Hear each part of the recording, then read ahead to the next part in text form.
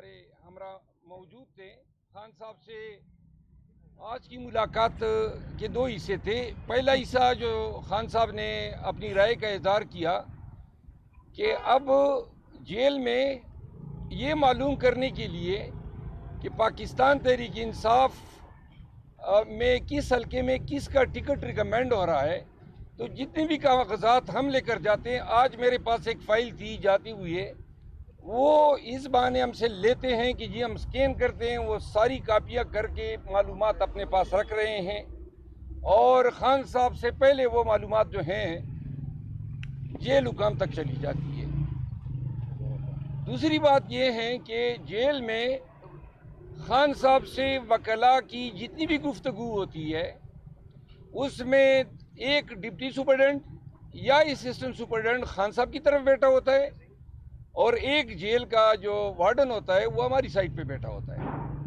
اور ہماری تمام گفتگو وہ دونوں سنتے ہیں. بار کونسل ایکٹ جو ہیں، یہ وکیل اور موکل کے مابین یہ کلاسیفائیڈ کمیونیکیشن یہ ایک پریراگیٹیو بناتا ہے کہ کسی کو یہ حق حاصل نہیں ہے کہ وکیل اور موکل کے درمیان گفتگو کی جانکاری کر سکے، حتیٰ کہ عدالت بھی نہیں پوچھ سکتی ہے. تو ان امور کے پیش نظر خان صاحب نے مجھے ہدایت کی ہے کہ ہم اس مسئلے کے حل کے لیے ہائی کورٹ سے رجوع کریں. تو ہائی کورٹ سے ہم کل رجوع کر رہے ہیں کہ جیل حکام جو ہیں، وکلاء اور خان صاحب کی ملاقات جو ہیں وہ کلاسیفائیڈ ہونی چاہیے.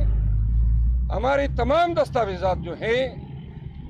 یہ ہماری پرائیویسی کے رائٹس پہ بھی اٹیک ہیں. میں جو دستاویزات لے جانا چاہتا ہوں جیل حکام کا ان کے ساتھ کوئی تعلق نہیں ہے، اور یہ زبردستی فائل رکھ کے سکین کر کے یا کاپیاں کر کے یہ تمام راز جو ہیں. اور تیسرا جو مسئلہ ہے وہ یہ ہے کہ چونکہ الیکشن سر پہ ہیں، 1 گھنٹے کی ملاقات سے پورے پاکستان کے مسئلے ڈسکس نہیں ہو سکتے ہیں. تو لہٰذا الیکشن کے ایام تک ہم عدالت سے خصوصی یہ ریکویسٹ کریں گے کہ یہ ملاقات کے جو قدورانیہ جو ہیں وہ بڑھا دیا جائے. دوسرا ایشو خان صاحب کے ساتھ جو ڈسکس ہوا وہ ملک میں پارٹی کے ٹکٹوں کی تقسیم، وکلاء حضرات کے حوالے سے جو پارٹی کی اسٹریٹجی ہے پنجاب میں بالخصوص، کنونشنز، اور خان صاحب نے میری گرفتاری کا بھی تفصیل سے مجھ سے پوچھا. تو یہ ساری چیزیں ڈسکس ہوئی. خان صاحب نے 2 پیغام دیے ہیں. ایک تو انہوں نے زور دے کے کہا ہے پاکستان تحریک انصاف کہ پاکستان بھر میں ورکرز کو کہ ورکرز کا حق جو ہے وہ مقدم رکھا جائے گا. جو ورکرز آڑے وقت میں پارٹی کے ساتھ ڈٹے رہے ہیں ان کے حقوق کو تحفظ حاصل ہے، اور ٹکٹوں کے ایوارڈ کرنے میں پارٹی جو ہے ٹرانسپیرنسی کے لیے میجر لے گی، جو کچھ دنوں میں پارٹی کی طرف سے پالیسی سٹیٹمنٹ کی شکل میں آئے گا. دوسری بات، خان صاحب نے بلوچستان میں کنونشن کے انعقاد پہ خوشی کا اظہار کیا ہے،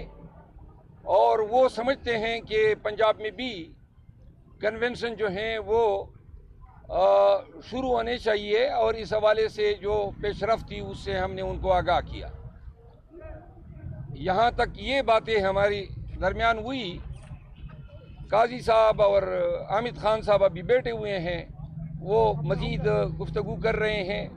لیکن جو ہمارے سے ریلیٹڈ باتیں تھی وہ اختتام پذیر ہوئی. کوئی سوال ہیں تو حاضر ہیں. یہ بتائیں کہ سپریم کورٹ بار اور پاکستان بار کونسل نے آج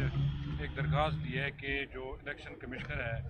اس کو فوری طور پر ہٹایا جائے، کیونکہ اس کے ہوتے ہوئے الیکشن صاف شفاف نہیں ہوں گے. تو آپ کیا سمجھتے ہیں کہ اس وقت الیکشن سر پہ ہے، ایسا ممکن ہے؟ یہ فیئر الیکشن جو ہیں وہ چیف الیکشن کمشنر سے زیادہ ضروری ہے، اور فیئر الیکشن تبھی ہوں گے جب وہ ادارہ جس نے الیکشن فیئر اور ٹرانسپیرنٹ کرانے ہیں وہ خود تعصب سے بالا تر ہو اور جو تمام اداروں کی نظر میں یہ استحقاق رکھتا ہو کہ عوام کا اور اداروں کا ان پہ اعتماد ہو۔ پاکستان کی الیکشن کمیشن جو ہے تاریخ کی متنازع ترین الیکشن کمیشن ہے، اور دیر آیت درست آیت کے مصداق پاکستان بار کونسل اور پاکستان سپریم کورٹ بار ایسوسی ایشن کے اس اقدام کا میں خیر مقدم کرتا ہوں، اور یہ اقدام درست ہیں کیونکہ بادی نظر میں کہیں سے یہ محسوس نہیں ہو رہا ہے کہ موجودہ چیف کمشنر کے ہوتے ہوئے کسی بھی طور ٹرانسپیرنٹ الیکشن ہو سکتے ہیں۔ یہ بتائیں جو ٹکٹوں کے حوالے سے خان صاحب سے آپ کی بات ہوئی ہے، کیا پرانے امیدواروں پہ انحصار کیا جائے گا یا کوئی نئے لوگ بھی شامل کیے جائیں گے؟ جو بینچ مارک ہیں، جو پرانے امیدوار آڑے وقت میں ورکر کے ساتھ ڈٹے رہے ہیں، ابھی بھی دوبارہ خان نے اعادہ کیا، جو لوگ کنونشنوں میں سر فہرست رہے اور جو لوگ کنونشنوں سے غائب رہے، خان نے کے پی کے حوالے سے مجھ سے فہرست طلب کی ہے کہ ان ممبران اسمبلی جنہوں نے کنونشنوں میں کوئی دلچسپی نہیں لی، غائب رہے، تغافل کا مظاہرہ کیا، ان کو کسی حوالے سے کنسیڈر نہیں کیا۔ 6-7 ممبران اسمبلی ہیں جو کے پی کے حوالے سے میں سمجھتا ہوں کہ انہوں نے اور وہ صوبائی صدر جو ہیں ہمارے علی امین خان گنڈپور کی مشاورت سے خان صاحب کو پھر ہم فارورڈ کریں گے۔ اچھا سر، یہ بتائیے گا کہ کچھ لوگ جو جماعت کو چھوڑ گئے تھے مشکل وقت میں، اور اس وقت انہوں نے اپنا ایک سیف راستہ اپنے آپ لیا، اپنے اوپر چلے گئے، لیکن اب وہی لوگ دوبارہ پارٹی میں آنے کے لیے تو وہ کر رہے ہیں، کچھ میچ اپ کرنے کی کوشش کر رہے ہیں، کیا سمجھتے ہیں کہ یہ دوبارہ پارٹی میں یہ لوگ واپس آئیں گے، ان کو ٹکٹ دیے جائیں گے کیا؟ یہ بات ایکسکلوسیولی یہی انہی الفاظ میں ڈسکس ہوئی، اور خان سے کچھ امور پہ ہم نے ان کی رہنمائی چاہی، تو خان صاحب نے یہ کہا کہ جو لوگ دوسری پارٹی میں شامل ہو گئے ہیں ان کا راستہ مسدود ہے، اور جو لوگ جنہوں نے پریس کانفرنس بھی نہیں کی اور پارٹی کے خلاف کوئی بیان بھی نہیں دیا اور ان کو مجبور کیا گیا کہ وہ ایک سائڈ پہ ہو جائے، تو ان لوگوں کے معاملات کو کنسیڈر کیا جا سکتا ہے۔ جو لوگ دوسری پارٹیوں سے آ رہے ہیں جیسے لطیف کوسہ صاحب، ان کی کیا گنجائش ہے؟ لطیف کوسہ صاحب جو ہیں وہ تو ہم سمجھتے ہیں کہ ان حالات میں ان کی آمد ہمارے لیے انتہائی خوش آئند ہے۔ آج بھی خان صاحب سے میں نے کے پی کے چند